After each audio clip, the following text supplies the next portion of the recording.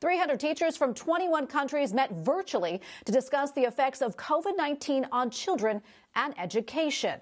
More than 3 hours last week, the teachers discussed the current academic situation and what the future may hold. The meeting was organized by Scholas Occurrentes, a global education organization launched by then Archbishop Jorge Bergoglio before he became Pope Francis. Martina Amengual, coordinator of Scholas Occurrentes International Headquarters, joins us now from Buenos Aires, Argentina. Thank you for joining us, Martina. Hi, thank you very much for having us. In this global cyber meeting with teachers, what were some of the experiences and key ideas that were shared?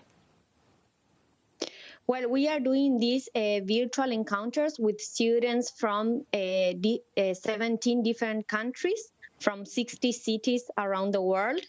And in these Scholas experiences, they are sharing with different peers how they are going through this situation that is affecting all of them and their families, how they are going through these changes and what solutions they can implement in their communities to attend this main problem.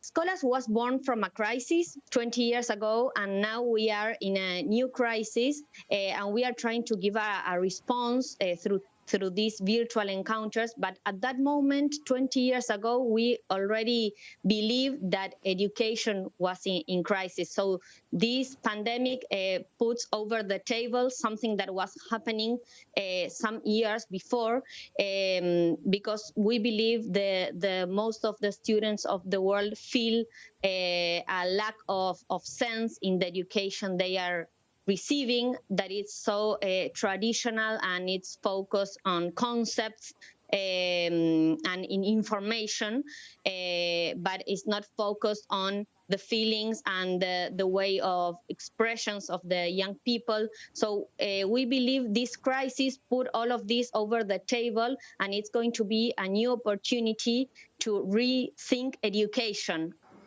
I know Scholas also organized a virtual meeting with over 100 students around the world. Can you tell us what the students shared about their experience during this time? They are sharing a lot of isolation, anxiety. They are nervous. Some of them in vulnerable context. Maybe they don't have space at home. They don't have to whom to share what they are feeling. So we started to measure the impact of these virtual encounters, where they find a space where they could share what they were feeling with people that it's in other part of the world, but is going through the same problem. And in these results, we found out that there was an increase through these virtual encounters of their motivation, a 52% of increase in their desire to do things for others, a 68% in their feeling of joy and hope. And at the same time, there was a decrease after these encounters of their feeling of loneliness, of nervousness, of sadness. So we think this is a space that is being very important for them in this context. Well, Martina, thank you so much for joining us. We appreciate the time. Thank you again. Thank you very much.